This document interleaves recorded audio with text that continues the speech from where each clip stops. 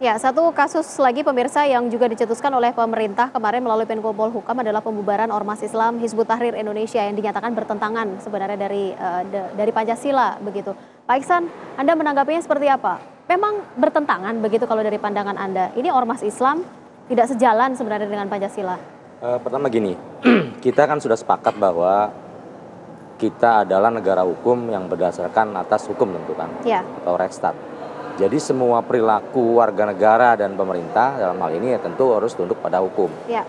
Nah, berkaitan dengan pembubaran HTI, tentu kita harus lihat dulu momennya yang pertama. Saya kira ini tidak Momen sangat apa yang Anda maksudkan? momentum pengambilan keputusan pembubaran yang pertama ini kan kelihatannya sangat tidak tepat dengan kondisi sosiologis masyarakat. Kenapa, Ya. Pak? Ya karena kan seakan-akan kalau hari ini dilakukan itu kan momentumnya kan sangat dekat dengan keputusan pengadilan Ahok hari ini.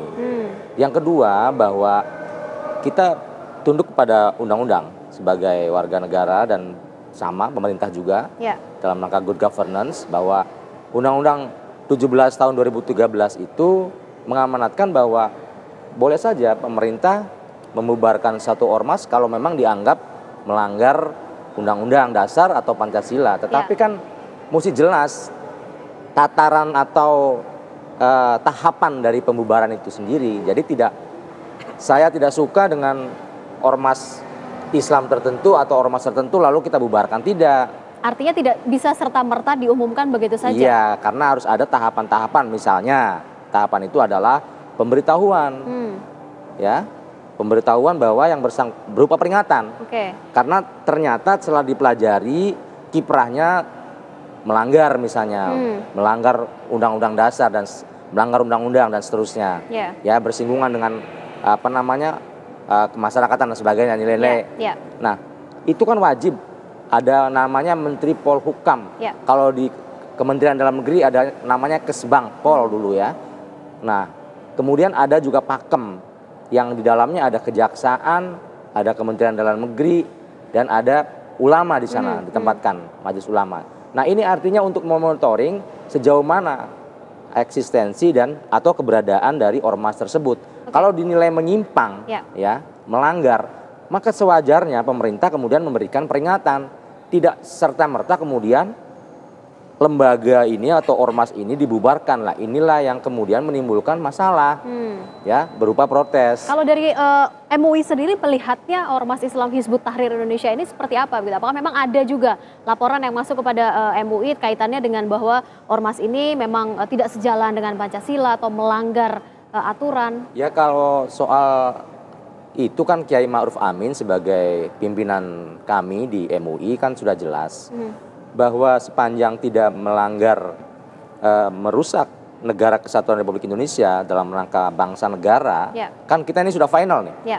Ya, bahkan di Nahdlatul Ulama kami kader NU sudah final and binding istilahnya bahwa NKRI ini adalah negara yang final yang dicantumkan, yang dicetuskan pada tahun 1939 ketika Muktamar Nahdlatul Ulama di Banjarmasin. Artinya sudah nggak ada lagi negara bangsa kecuali negara kesatuan Republik Indonesia. Nah, MUI pun sama bahwa hal-hal yang di luar itu tidak akan ditolerir. Misalnya pembentukan khilafah. Khilafah ini kan ya tidak berujung, semua menjadi tidak jelas. Nah, oleh karenanya kalau memang arahnya ke sana, ya saya pikir juga itu bertentangan dengan konsep negara kesatuan Republik Indonesia yang sudah kita amini sebagai satu negara kesatuan yang final. Kalau yang dimaksud pemerintah ini sebenarnya yang mana sih Pak? Kalau ditelisik dari pengamatan Pak Iksan? Saya lebih cenderung melihat prosedurnya saja nih yang nggak tepat. Karena apa? Kalau misalnya pemerintah dalam hal ini Menko Polhukam terlebih dahulu mempelajari, ya kan, kemudian mengajak diskusi dengan terbuka, siapa sebenarnya Hizbut Tahrir ini. Nah kemudian dilibatkan juga ya para stakeholder, misalnya Jaksa Agung, kemudian Menteri Kehakiman, kemudian Menteri Dalam Negeri, Majelis Ulama Indonesia, lalu silakan dinilai.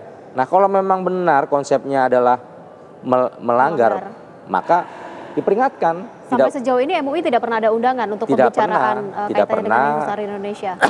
Tidak pernah, dan pemerintah juga sepertinya tidak pernah memperingatkan Hizbut Tahrir. Oke. Serta-merta kemudian dilakukan pembubaran. Lah ini yang kemudian menimbulkan problem. Jadi saya kira ini janganlah diambil ya dalam proses penguatan demokrasi, penguatan civilization di Indonesia, janganlah mengambil posisi-posisi represif ya, karena betul tindakannya mungkin terukur, tetapi kan ukurannya harus ada. Ukurannya yaitu Undang-Undang Ormas, Undang-Undang 17 tahun 2013 bahwa ormas itu dapat saja dibubarkan bila mana melanggar, kan begitu. Dan tahapannya adalah dengan tahapan-tahapan tindakan. Tindakan apa? Yang pertama peringatan, ya sampai kepada penghentian kegiatan. Nah, dulu pun ada ormas-ormas yang telah dibubarkan oleh zaman Pak Karno misalnya, ya kan, HMI, ya kan, kemudian Masumi, kemudian Partai Murba dan sebagainya. Tapi kan itu juga melalui prosedur-prosedur ya. Mas Said, kalau Anda melihat ada kekhawatiran tidak sih sebenarnya dari pemerintah ini, atau mungkin ada sebuah skenario tertentu begitu yang memang sedang dilihat oleh pemerintah? Kalau Pak Ihsan mengatakan ini sebenarnya melihat momen pemerintah tiba-tiba mengumumkan seperti ini begitu adanya pembubaran ormas, padahal harus ada tahapannya sebenarnya secara supremasi hukum. Ya, tentu saja pembubaran itu ranahnya pengadilan sebetulnya.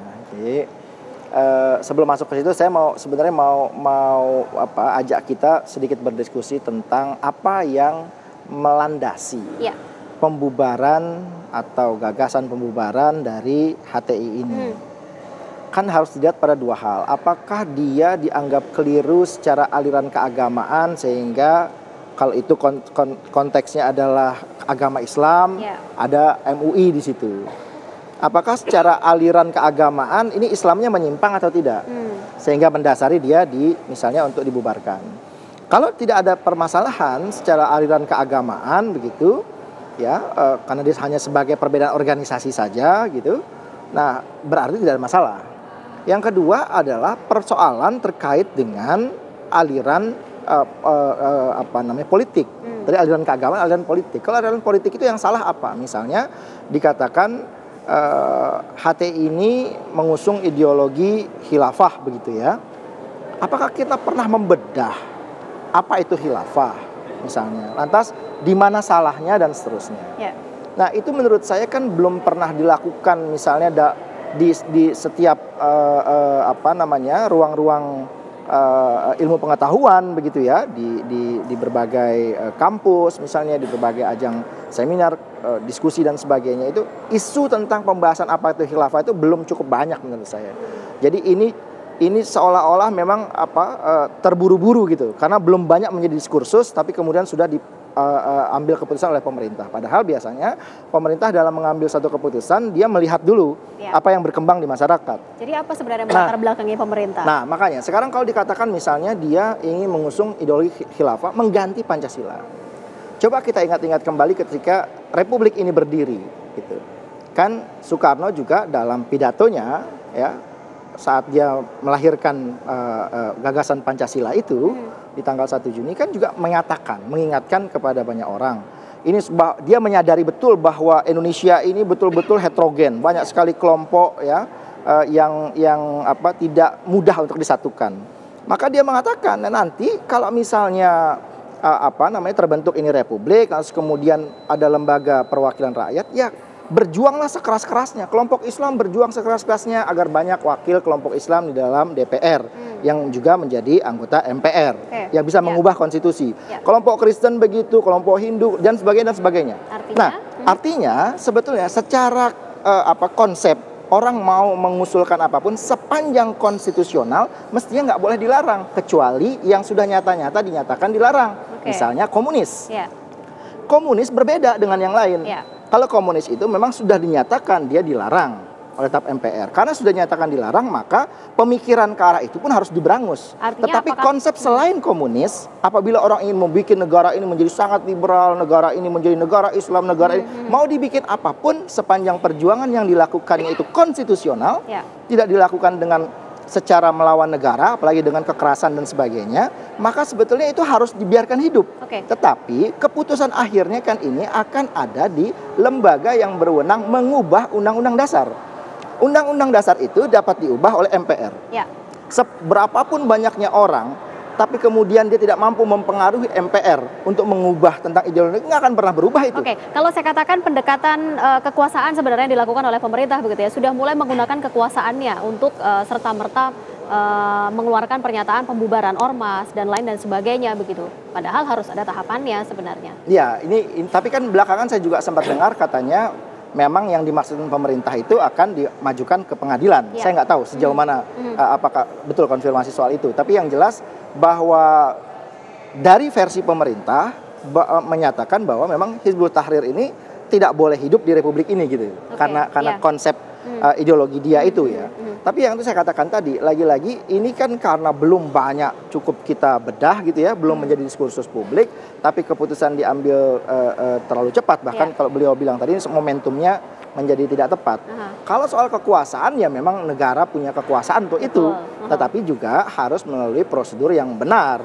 Nah, kalau misalnya tadi dibandingkan partai politik kan begitu juga, tidak bisa dibubarkan kecuali diajukan ke Mahkamah Konstitusi. Yang mengajukan juga hanya boleh presiden, gitu kan? Pihak lain tidak boleh. Nah, untuk ormas pun begitu, ada kriteria-kriteria yang harus dipenuhi gitu untuk pembubaran sebuah ormas sebagai badan hukum. Gitu. Ya, nanti akan dilanjutkan oleh Mas Heri begitu ya, dari kacamata hukum sebenarnya seperti apa kaitannya dengan pembubaran ormas ini secara resmi. Apakah memang pemerintah memang berkuasa begitu, tapi apakah memang memungkinkan serta-merta diumumkan kaitannya dengan pembubaran ormas Islam yang terdaftar secara resmi di Indonesia. Kita masih punya satu segmen pemirsa di Talk to iNews, tetaplah bersama kami.